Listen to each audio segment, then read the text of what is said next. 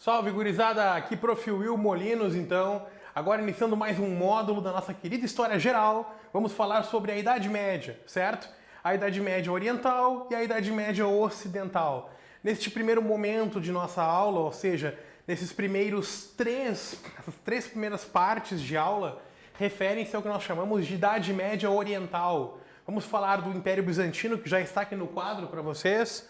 E depois vamos trabalhar o Império Árabe, ou a civilização árabe de maneira geral, né, em duas outras aulas, certo?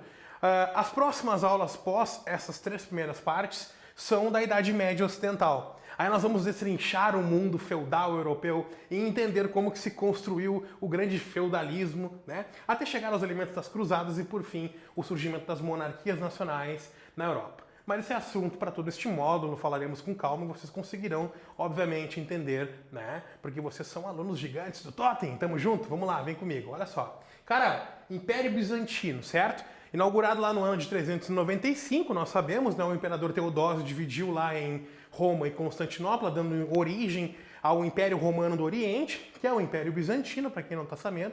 Ou seja, o Império Bizantino são os romanos do Oriente, então. Exatamente, são os romanos do Oriente, certo? Então este Império Bizantino aqui, ele tem uma característica um pouco diferente do Império Romano do Ocidente. Lembra que na época da criação, da divisão feita pelo Teodósio, o Império Romano, né, o Império Romano como a gente conhece ele de fato, né, este Império Romano, o do Ocidente, ele vai ter uma característica muito mais rural, o mundo vai ser muito mais ruralizado. Ao contrário deste império aqui que a gente está falando, que é o do Império Bizantino. Esse Império Bizantino traz consigo uma característica muito clara, que é uma dinamização.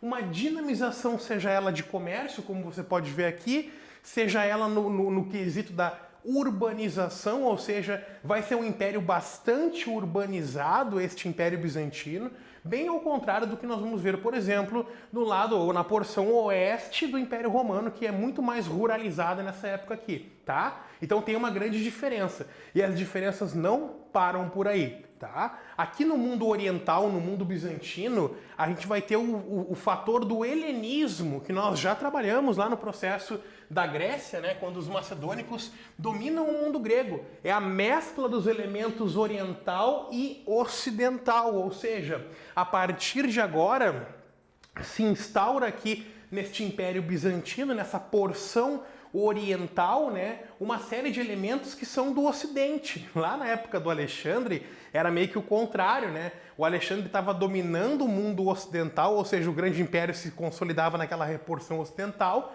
mas com elementos oriundos do mundo oriental, que ele também conquistaria, né? Aqui é o contrário, aqui a porção é a porção oriental, mas com elementos culturais do mundo ocidental. E que tipo de elementos culturais a gente pode citar aqui? Bem fácil, né? Mais fácil que peidar dormindo, olha só. O idioma grego, certo? O direito romano, certo? E a religião cristã. São três elementos importantes. O idioma grego, a fala, a linguagem é a linguagem grega, a forma de comunicação, ok? O direito romano, daqui a pouco a gente vai ver que Roma vai ser a base de todo o processo aqui do mundo bizantino, principalmente pós-leis do imperador Adriano, ok? E a religião cristã, que é a base do mundo ocidental, né, romano, mas também aqui do mundo oriental. Só que tem umas diferenças, né? É um hashtag diferentão. Daqui a pouco a gente fala também um pouquinho sobre isso, tá? Um outro elemento importante que nós temos que lembrar é a questão da arte, que o professor Rodrigo, obviamente, vai trazer para vocês a parte da arte bizantina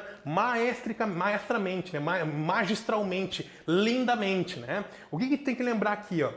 Lembra dos mosaicos que são muito característicos da cultura bizantina?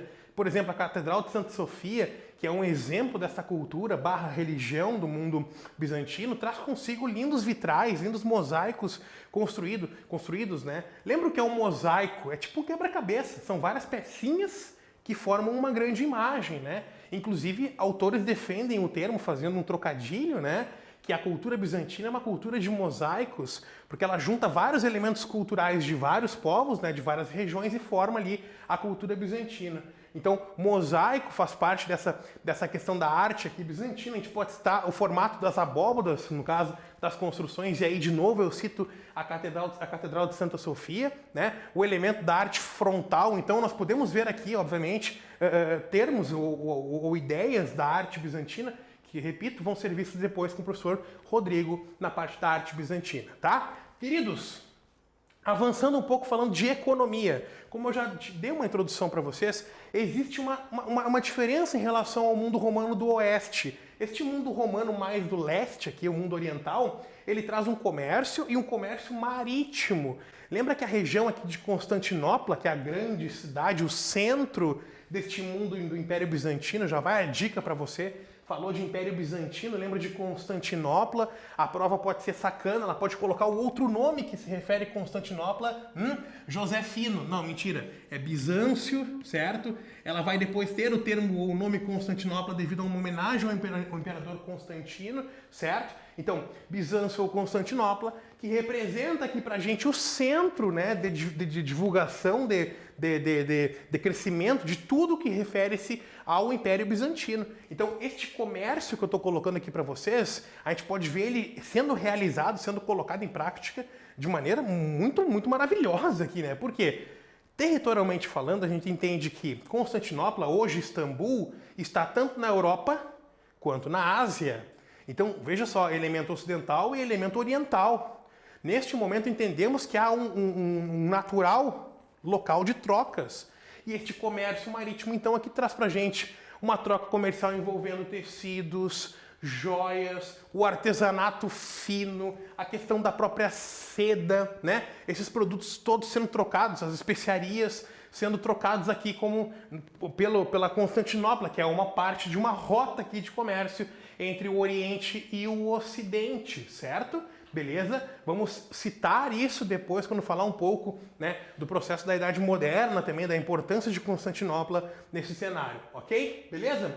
Agora aqui, politicamente falando, como é que é a política do Império Bizantino? Lembra desse termo, ó? Autocracia absoluta. Né? O rei, o imperador, ele é um autocrata.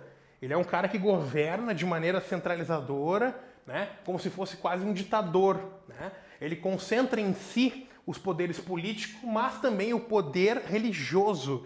Tanto que o termo que pode aparecer para ti é Césaropapismo. César porque se refere ao ave César, ao imperador, à figura política, e papismo porque se refere à religião, ao papa. Então é um Césaropapismo. Quem é a figura que se destaca como o grande imperador do mundo bizantino? Ele, né? Justiniano. Justiniano, né? Que é o grande nome da história aqui do Império Bizantino e que vai trazer pra gente, né, obviamente, o seu destaque, ele está inserido aqui por várias justificativas, né? Ele é o cara que governa, por exemplo, no período de maior expansão territorial do Império Bizantino. Então só aí já justificaria pra gente o porquê dele ser o grande imperador da história do mundo bizantino.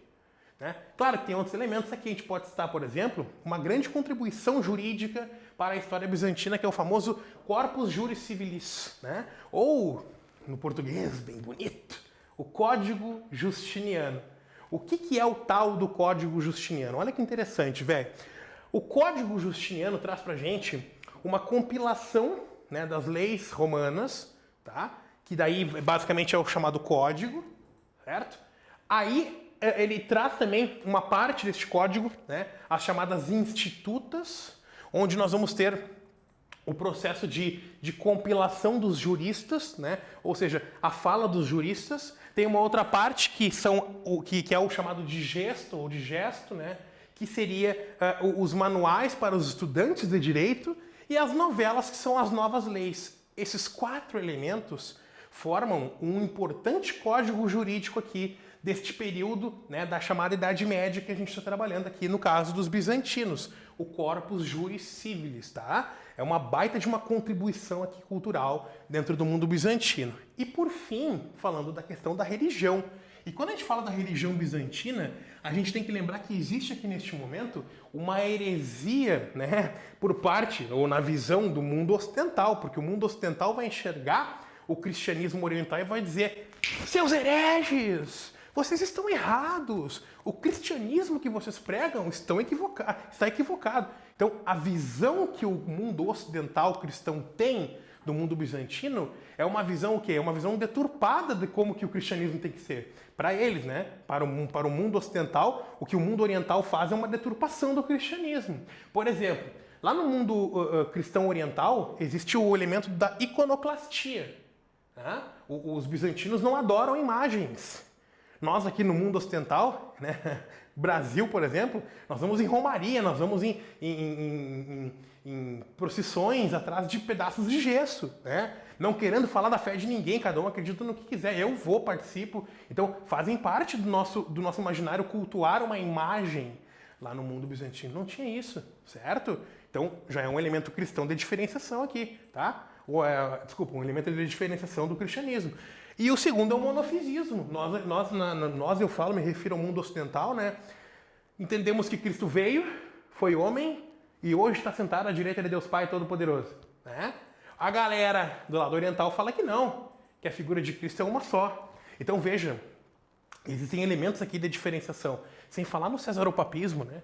Que nós, por exemplo, no mundo ocidental, temos a imagem da política e da religião separadas. Tinha lá na época da Idade Média Ocidental o Papa e os reis. Aqui não, o cara ele é os dois, tá? Claro que tinha o patriarca, depois nós vamos falar da Igreja Ortodoxa agora, né? Mas esse cara aqui, o imperador, ele traz consigo essa união, ou traz a esfera religiosa também para dentro do seu poder político. E lá no mundo, né, ocidental, na época, não existia isso. Então isso também é visto como uma heresia. Senhores, essas heresias aqui fazem com que no ano de 1054, né, ou seja, depois de Cristo, 1054, nós tenhamos o grande cisma do Oriente, que é a divisão da cristandade, a gente vai dizer assim. O cristianismo se divide em duas igrejas. A Igreja Católica Apostólica Romana, do Ocidente, e a Igreja Ortodoxa, do Oriente. A Católica Apostólica Romana é a nossa aqui, né, que nós vivemos e tal. E a Ortodoxa é que tem na Rússia, por exemplo. Ambas cristãs, mas cada um com seu elemento, né? Beleza? Assim, finalizamos o Império Bizantino. Vamos trabalhar agora Império Árabe, ou a civilização árabe, para chegar no Império Árabe. Tá bom? Mais duas partes de Império Árabe, logo, ainda hoje, né? Trazendo para vocês aqui. Tamo junto, valeu, falou, vem comigo!